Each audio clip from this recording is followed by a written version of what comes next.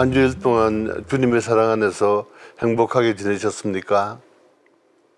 예수님과의 산책 오늘 시간은 사순시기를 보다 거룩하게 지낼 결심을 더욱 굳히기 위하여 사순시기 시작 전에 마음껏 고기를 포함하여 음식을 먹고 춤을 추고 즐기는 축제인 카니발, 즉 사육제에 대한 이야기를 해보겠습니다.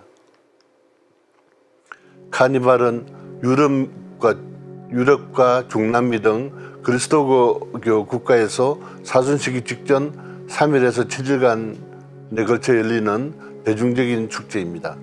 정확히는 1월 6일, 즉 주님 공연 대축일부터 참회 화요일, 제수요일까지의 기간을 의미하지만 의미가 약간 변화하여 이 기간 동안의 다양한 행사를 모두 포함한 뜻입니다.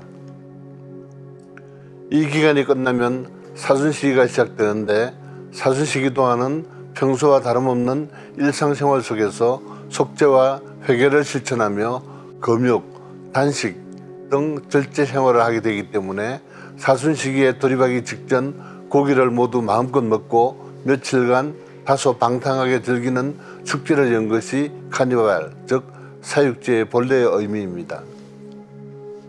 카니발의 기원은 정확히 알려져 있지는 않지만 기독교 초기에 로마인들을 기독교로 회교시키기 위하여 로마인들이 지내던 농신제라는 이교도 축제가 근대에는 상업적 성격을 갖고 세계 각국으로 확산된 것이다, 이렇게 보고 있습니다. 카니발을 지칭하는 이탈리아어 카니발레는 고기를 뜻하는 까르네와 없애버린다는 뜻의 레바레의 합성어이므로 카니발은 고기의 안녕, 이렇게 우리말로 번역할 수 있겠습니다. 옛날에는 유럽 곳곳의 대부분의 도시와 시골 마을 등에서 크고 작은 다양한 사육제가 있었지만 사순시기 동안 가톨릭 교회에서도 금식 전통을 지키는 사람이 점점 줄어들면서 이 축제도 지금은 일부 대도시를 제외하고는 많이 사라졌다고 보여집니다. 카니발은 원래 종교적인 의미의 행사에서 출발하였지만 지금은 문화 행사적인 의미가 강한 편으로 화려한 춤과 노래, 여러 종류의 가면, 풍자, 파레이드와 그리 파티, 사탕을 뿌리는 등 각 나라의 고유한 습관과 문화적 전통에 따라 변화되어서 각양각색의 행사가 결합된 화려한 볼거리로 변모하였습니다. 카니발로 유명한 곳은 주로 가톨릭 국가들이며 세계적으로 가장 잘 알려진 카니발로는 브라질의 리오데자네이루 카니발과 화려한 가면으로 유명한 이탈리아 베네치아의 카니발이 있으며 이 외에도 독일의 쾰른, düsseldorf와 마인츠, 프랑스 니스, 스위스 바젤 등의 카니발이 명맥을 유지하고 있고 좀 유명해져 있습니다.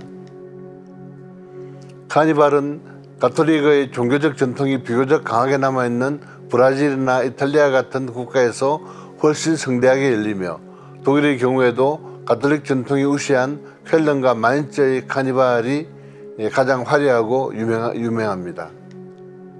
이중 베네치아의 카니발은 베네치아 공화국이 1162년 아퀴레이아의 분쟁에서 승리한 기념으로 벌어진 축제에서 시작된 것으로 추정되고 있습니다.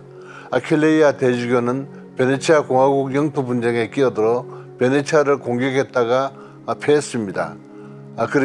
그래서 매년 공물을 바치기로 약속하고 풀려났는데 이를 기념하기 위해서 이탈리아 베네치아 사람들이 이런 축제를 계획을 했습니다.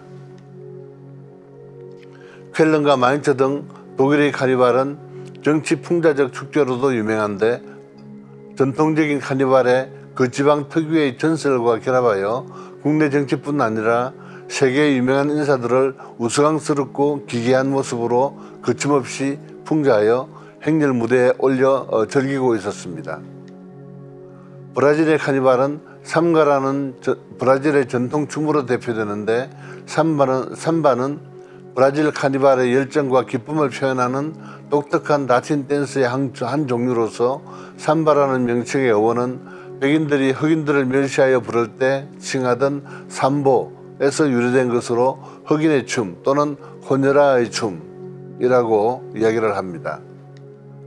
삼바 축제라고 불리는 리우 카니발은 남아메리카를 대표하는 축제로 독일의 옥토버 페스트, 일본의 삿포로 눈 축제와 함께 세계 3대 축제 중 하나로 꼽히고 있습니다. 미국에서는 드물게 가톨릭 문화권에 속하는 루이지아나주의 마디그라 축제가 여기에 해당됩니다. 그러나 개신교는 금육교리나 전통이 없으므로 카니발은 개신교 문화권에서는 흔하지 않고 오히려 다소 비판적인 이런 현상입니다. 이슬람교에서도 한 달 단식을 하는 라마단이 끝난 후 일주일간 마음껏 먹고 즐기는 축제가 있는데 전후의 차이는 있으나 의미는 가톨릭의 어떤 카니발과 동일하다고 하겠습니다. 반복되는 일상의 틀을 탈피하고 자유로운 풍자와 해악, 견고한 사회 구조를 벗어난 변장과 퍼포먼스가 펼쳐지는 카니발이라는 축제가 금육, 금식의 전통과 깊은 연관을 맺고 있다는 것이 참으로 흥미롭다는 그런 지적이 있습니다. 카니발이라는 축제의 기쁨과 환희가 신의 고통과 순환의 동참이라는 정반대의 지점과 맞닿아 있는 것도 역설적인 아이러니라고도 하겠습니다. 육신의 즐거움을 제한해야 하는 사순식이 시작 직전에 펼쳐지는 카니발이야말로 주어진 축제의 시간을 최선을 다해 즐기도록 이끄는 동인이 될 것입니다. 사육제는 제수요일 하루 전인 참회의 화요일에 절정을 이루며 끝나고 다음 날인 제수요일부터는 사순절이 본격적으로 시작이 됩니다. 기원후 325년 니케아 공의회는 예수 그리스도께서 십자가에 달려 돌아가시고 부활하심을 기념하기 위하여 춘분 후 최초의 보름달 다음에 오는 첫째 주일을 부활절로 정하고 있습니다. 여기에 40이라는 성경적 의미의 숫자를 응용해서 부활절 직전 40일간 그리스도의 고난을 생각하며 금식하거나 고기를 먹지 않고 경건하게 지내려는 노력을 합니다.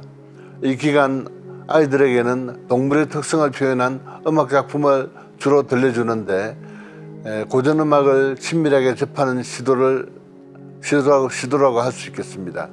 이때 가장 주목되는 레파토리로는 상상의 동물의 사육제라는 작품이 주로 연주가 됩니다. 특히 상상의 동물의 사육제는 사자, 닭, 거북이, 코끼리, 캥거루, 뻐꾸기, 백조 등 동물의 특성을 다양한 악기로 표현해 인기가 높습니다. 이 작품은 샹샹이 1886년에 오스트리아 어느 마을에서 사육제를 보내게 되었는데 그 사육제의 마지막 날 첼리스트인 친구 브럭의 음악회를 위해서 작곡한 곡입니다. 온갖 동물들의 가면 분장을 하고 행진하는 축제를 보고 아이디어를 얻어 작곡했다고 전해집니다. 이 동물의 사육제는 샹샹이 세상을 떠나고 2개월이 지난 후 처음으로 공개 연주되었고 4개월 만에 악보가 출간되어 대중에게 배포되었는데 카니발과 연관되어 가장 사랑받는 작품으로 알려지고 있고 널리 연주되고 있습니다. 이것으로 예수님과의 산책 오늘 시간을 마치겠습니다. 경청해 주심에 감사드립니다. 다음 주에는 또 다른 이야기로 여러분을 만나 뵙겠습니다. 샬롬.